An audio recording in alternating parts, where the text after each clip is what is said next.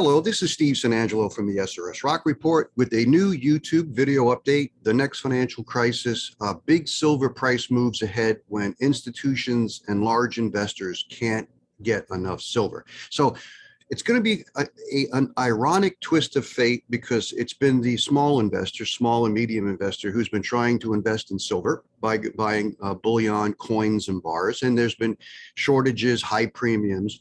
But my analysis suggests when the financial situation really starts to move, we had another financial crisis due to the energy, which is the analysis on the energy cliff.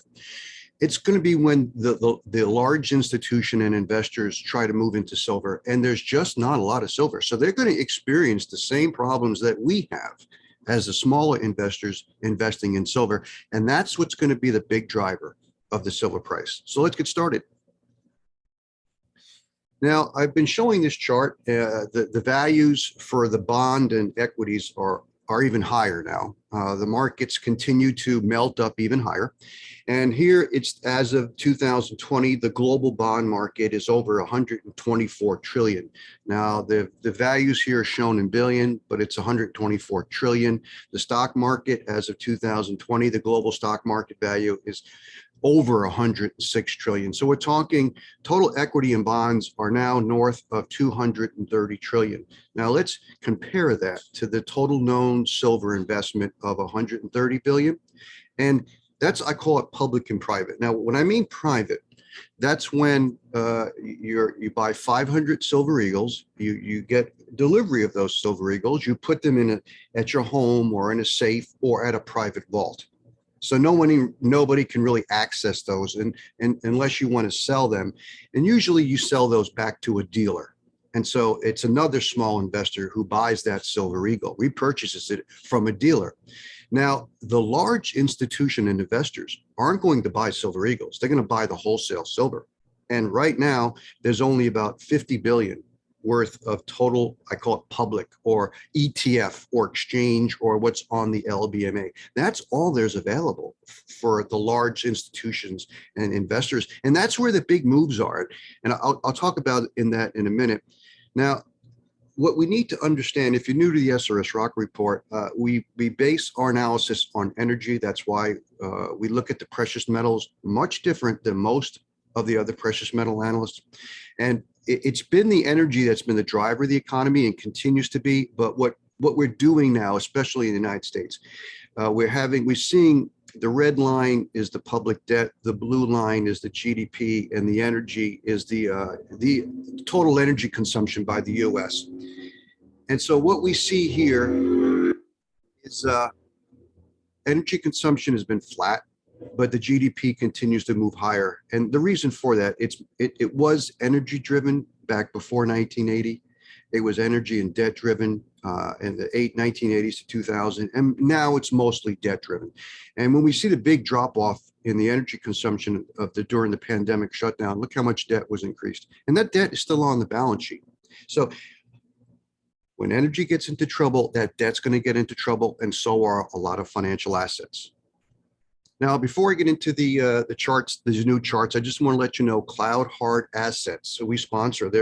They're selling silver Krugerrands and new Philharmonics at $345 over spot. You can't find that. I looked at the top dealers, which are the well-known dealers. This is their prices of the Krugerrands compared to Cloud Hard Assets. So you might, if you're interested, you might want to give them a call. So let's get started on some of these new charts I put together. This is total global silver coin production with the majority from the United States and Canada. So what this chart is showing from 2001 to 2020, it's showing total silver coin demand, official coin demand. And that's from the official mints. This is not rounds or bars. This is just official coin. So from 2001 to 2020, the United States and Canada, 893 million ounces was sold into the market. And most of that is still held in private hands. It's still held. It's not lost or sold back into the market for scrap. The official coins are rarely sold back into the market for scrap. They're sold to another investor who takes it and puts it at his home or his safe or vault. Now, the rest of the world 751 million ounces. So the total in the last 20 years was 1.6 billion, or 1,644 million ounces of silver investment. Now that's taken off the market. That's basically taken off the market for the large institutions and investors. And this is just one part of the dynamic. Now, if we look at what's happening with the silver coin production, and we have to remember back years ago, 100 years ago, even up to the 60s for the United States, the silver was coined for the official money. And so a lot of the silver that came out as a mine supply was used in silver coinage when there's the silver official coinage as for money, but that stopped after the 60s. And so what's interesting now that we're seeing more investment in silver, the official coins, back in 2001, it was about 5% of global mine supply. That's all it was. By 2008, when the financial crisis hit, it almost doubled to 9.4. And in 2015, it tripled to 15.8. We could see how much it was increasing, even though global mine supply was increasing. And by 2020, it hit 16.4 because we had the decrease in global mine supply due to the pandemic. So global silver coin investment as a percentage of world mine supply has tripled. And I believe this is just going to get stronger as more investors want to protect their wealth in silver. Now, if we look at this chart, and I want to show you things have changed since the 2008-2009 financial crisis. This is the same chart, but it's total silver coin demand from 2001 to 2010 and 11 to 2020. And we could see that 70% of the total for the 20 years has taken place since 2010. Now, I could have added 2010 to this figure, it would be even higher. So almost 500 million ounces were invested for the first decade, but after the financial crisis, 1.1 billion, 70% of the silver coin happened after. And even though we had this fall off here, it's gone back up, not only due to the pandemic, because we're starting to increase in 18 and 19, and then it really shot up in 2020. I think it's going to be even higher in 2021 when the data comes out. Now, this chart shows total global silver bar and coin demand. And when I say bar, that includes rounds. But the difference between rounds, they're not official coins. It's not made by the Royal Canadian Mint, the US Mint, the Philharmonics, the Krugerrands. These are rounds by private mints, and those actually fall into the bar category, bar and a round category. But if we put them all together, it's even more interesting, because if you include all physical silver purchases from 2001 to 2010, 767 million ounces, 25% of the total. 75% was from 2011 to 2020, 2.3 billion. So that's 3.1 billion ounces of silver bar and coin demand. And it actually 75%, 3/4 happened after the financial crisis.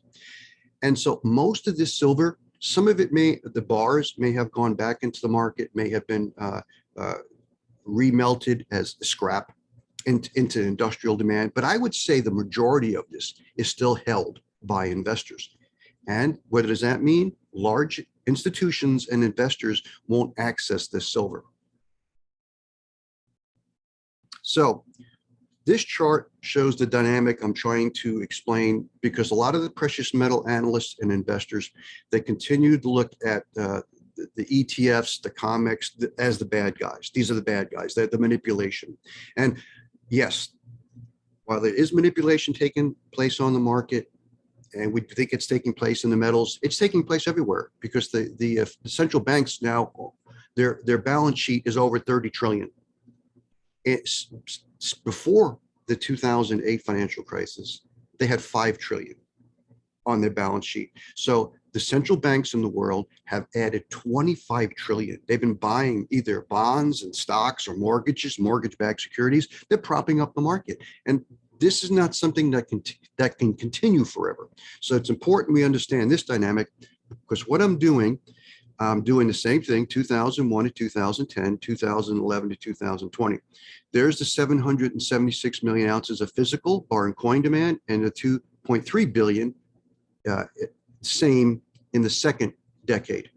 Now, the white bars are the net increase of world silver depositories. And these are ETFs, these are the COMEX and other small exchanges, and also the LBMA is kind of included in this. So the increase was 500 million ounces in the first decade. And from 2011 to 2020, it's 1 billion ounces. So the increase is much less. It's half. It's 1.5 billion compared to a little more than 3 billion. Now, this is the silver that the large institutions and large investors are going to access when the market really starts to get into trouble. And that's not a lot of silver. So according to the World Silver Survey, the 2021 World Silver Survey, there was a net inflow of 331 million ounces of silver into the ETFs. A lot of it into the iShares, but a lot of the ETFs. That was 8 billion. Now, I did a gold member article on the SRS Rock Report. Gold was 48 billion. So silver was 1/6 of that, but that's still pretty significant. So in just 1 year, 331 million ounces of silver flowed into the ETF. That was the reason why we had the nice movement in the price of gold and silver. That's where the price action takes place in the larger market. So, but what's interesting, this is the US equity market. This isn't the global, this is just the United States.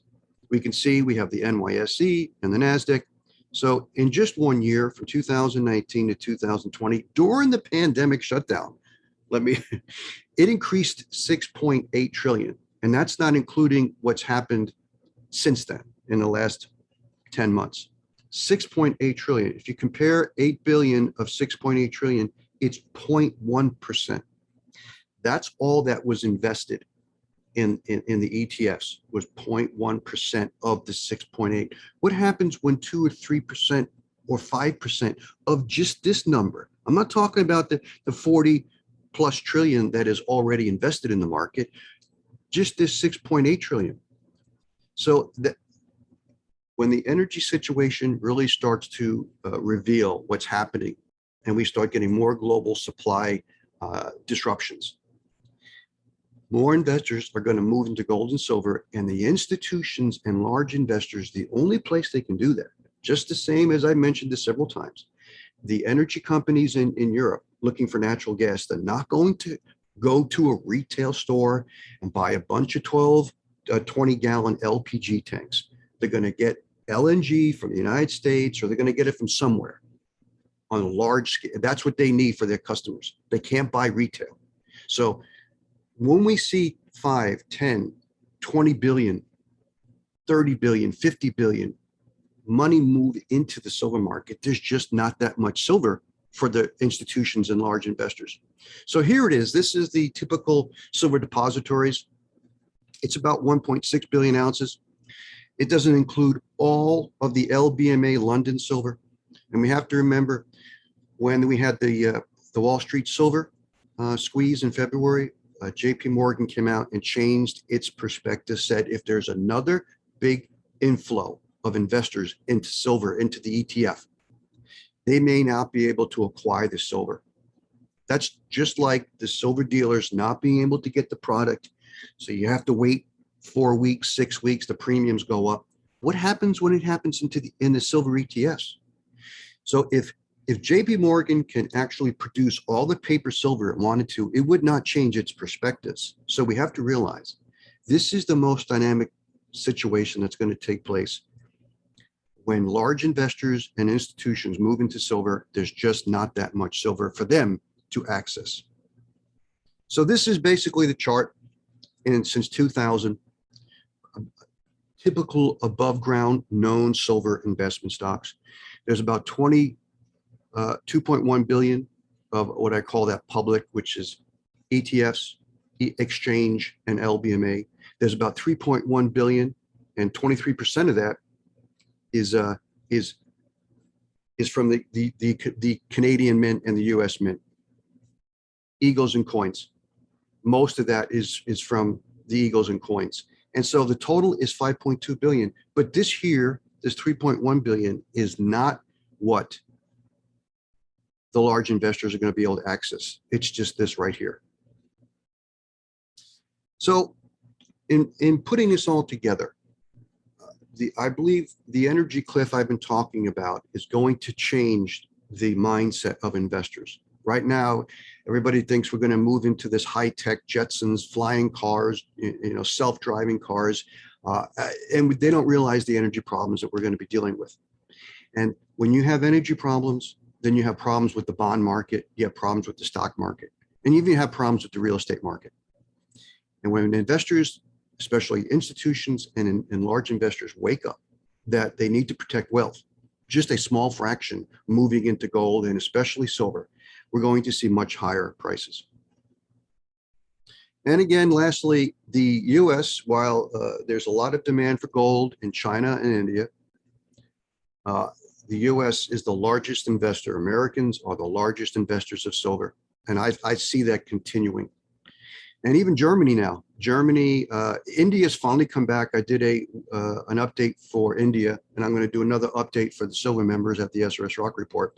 India is now buying silver again. For almost a year, imports were almost zero. That has significantly changed in September and October. So they're now buying silver and importing silver. But these are the two big investors, and I think Germany is going to continue to be a large investor of silver because they have a history of understanding what hyperinflation does to a currency. Well, if you have not yet subscribed to the SRS Rock Report YouTube channel, please consider doing so. And we also have a lot of excellent content for the subscribers at the SRS Rock Report. Well, thank you very much and hope you all have a good day.